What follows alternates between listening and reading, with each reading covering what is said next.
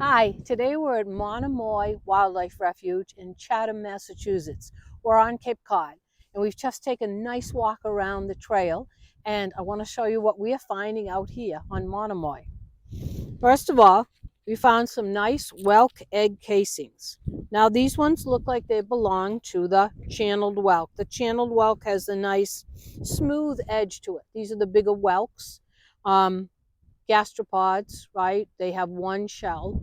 They're also called univalves as opposed to bivalves. Anyways, so I can tell the difference between these egg casings by the ones that are more pinched, the channeled whelk. When they look a little bit more like bottle caps, then I think it's the knobbed whelk. Okay, they can be hard to tell apart though, but it's fun to find those. I've also heard them called mermaid necklaces.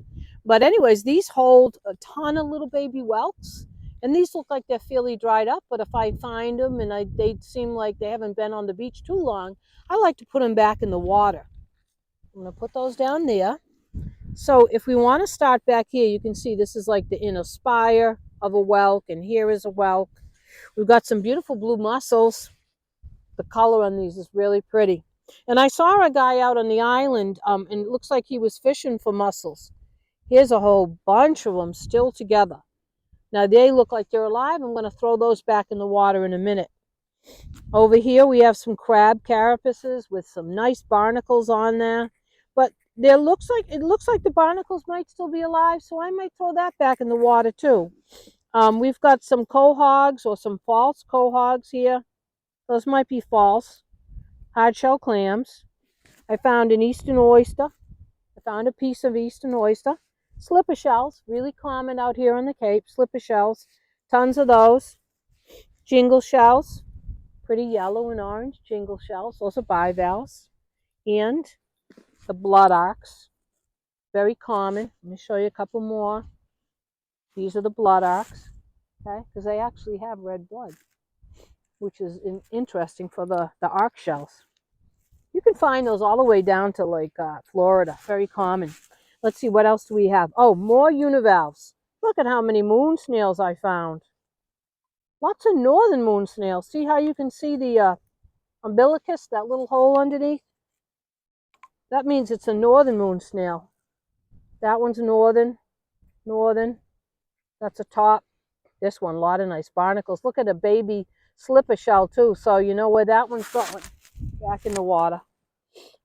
Here's another one. All northern. A lot of times you find the lobe moon snails out here.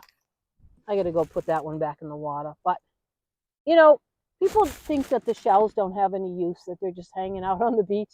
But they do. On land, they can hold water for insects. And you might think, well, who cares about the insects? Well, the birds that migrate here and they need to eat, they care, because a lot of them do eat the insects. So it's important that a lot of these shells stay on the beach. Look at this. This is a soft shell clam. And it's still black because it was probably just dug up out of the sand. Another blue mussel. Some nice bay scallops. Again, you can see the baby slipper snails on there. Another nice soft shell clam. See the difference? That one's like really black. When they're on the beach, they end up getting bleached out. Here's another nice scallop.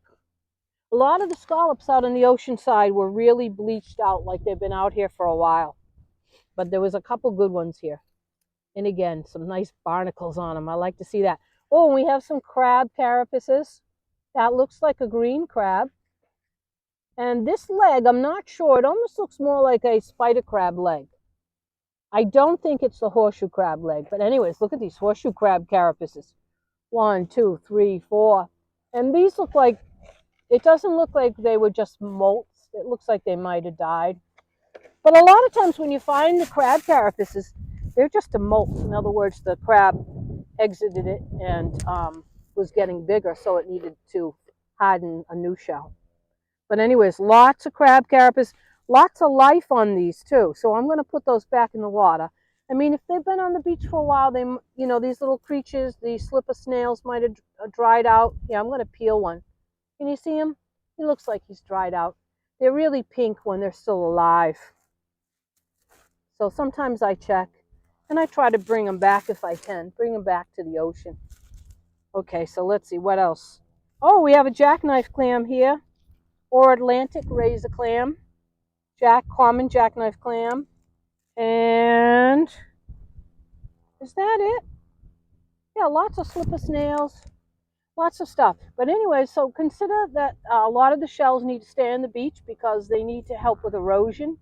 They need to provide places for little critters to hide on the beach and in the water. So I'm going to leave all these here. There's no need for me to collect these.